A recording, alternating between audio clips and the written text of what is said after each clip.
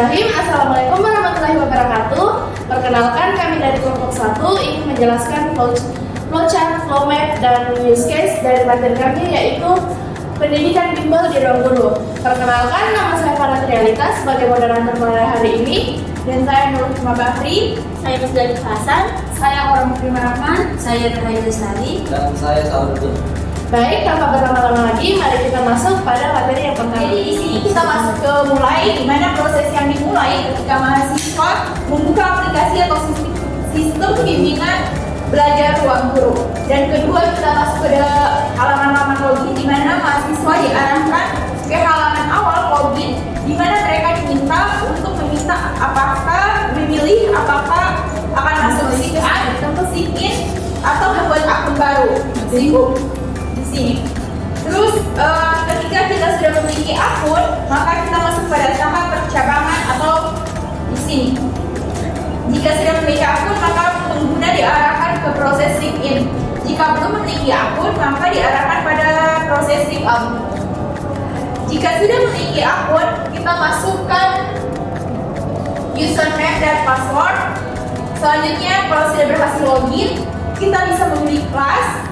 Terus kita masuk ke laman utama dan kita bisa memilih mata kuliah dan selesai. Jika kita memiliki akun, kita akan masuk ke halaman sidang. Jadi di sini kita masuk ke mulai, di mana proses yang dimulai ketika mahasiswa membuka aplikasi atau sistem bimbingan belajar ruang. Sistem akan menanyakan nomor telepon kita. Jika pengguna ini daftar dengan nomor telepon, jadi kita masukkan nomor telepon, memasukkan kode OTP atau yang biasa disebut on-time password yang dikirimkan ke nomor tersebut. Setelah berhasil, lanjut ke proses masukkan username dan password. Jika tidak menggunakan nomor telepon, kita bisa memilih opsi lain seperti memasukkan email, akun Google, Facebook, dan lain sebagainya. Lalu kita menuju pada proses password, memasukkan username dan password. Setelah akun dibuat, alurnya kembali seperti pengguna yang sudah login. Maka kita masuk ke pilih kelas, laman utama, mata kuliah, dan selesai. Itulah ringkasan alur flowchart gambar 1. baik untuk flowchart kedua yaitu mulai dari yang kita insert awal ini ke laman login pengajar. Kemudian jika sudah memiliki akun, kita bisa sign in dan memasukkan username dan password. Dan kita memilih kelas, laman utama, dan pilih mata kuliah. Dan jika belum memiliki, kita bisa sign up. Kemudian kita akan ditanyakan jika memiliki nomor telepon.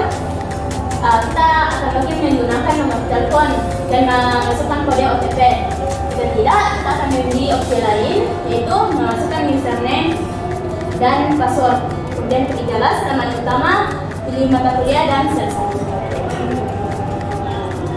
Sekian.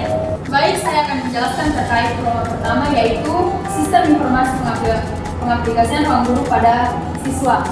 Yang pertama yaitu mahasiswa membuka aplikasi ruang guru. Yang kedua yaitu sistem akan membuka aplikasi ruang guru yang sebelumnya dibuka oleh mahasiswa. Selanjutnya akan menampilkan laman login. Selanjutnya sistem akan memunculkan perintah untuk memasukkan username dan password. Selanjutnya, mahasiswa akan memasukkan username dan password yang telah dibuat sebelumnya. Selanjutnya, siswa memilih paket pembelajaran seperti paket reguler atau paket lainnya.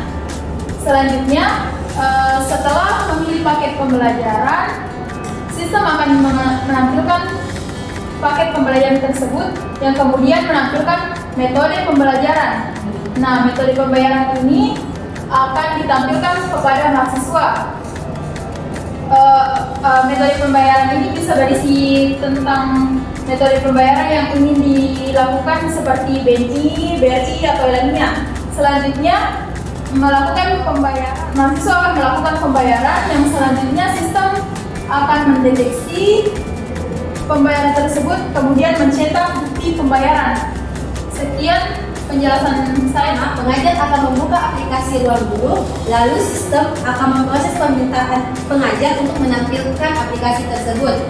Lalu akan menampilkan laman login. Setelah itu, sistem akan menyuruh kita untuk memasukkan username dan password. Dan pengajar akan memasukkan username dan passwordnya. Lalu pengajar akan mengelola kelas tersebut dan sesuai dengan data pengajar tersebut. Setelah itu, lanjut ke jadwal pembelajaran. Sistem akan menampilkan jadwal kelas atau sesi yang dimiliki pengajar. Dan pengajar melihat jadwal kelas atau sesuai pengajar. Lalu sistem akan mencatat bahwa sesi mengajar pun akan dimulai.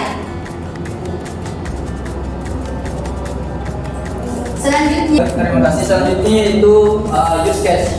Nah, perlu kita ketahui bahwa use case itu adalah salah satu jenis diagram yang menggambarkan hubungan interaksi antara sistem dan aktor. Sebelum masuk ke penjelasan use case diagram, jadi di sini ada 3 fungsi. Yang pertama itu memperlihatkan proses aktivitas dalam sistem, dan yang kedua itu menggambarkan proses bisnis dalam sistem, dan yang ketiga yaitu sebagai jembatan antara developer dan konsumen. Nah, Selanjutnya kita akan masuk pada sesi kesimpulan. Kesimpulan pada materi kali ini yaitu flowchart Ruang Guru membantu memvisualisasikan alur proses dari login hingga penggunaan pintu belajar, sehingga memudahkan pemahaman sistem bagi pengguna dan pengembang. Flowmap menunjukkan perpindahan pengguna dari satu halaman ke halaman lainnya, menggambarkan bagaimana user berinteraksi dengan antarmuka aplikasi secara menyeluruh dan efisien. Use case diagram menggambarkan hubungan antara aktor seperti mahasiswa dan pengajar dengan fungsi-fungsi utama sistem, sehingga mempermudah analisis kebutuhan pengguna pengembangan sistem yang sesuai dengan kebutuhan mereka. Sekian materi pada hari ini. Halo guys, kami dari kelompok 1 KSI mengucapkan selamat menjalani libur semester. Sampai jumpa di semester depan.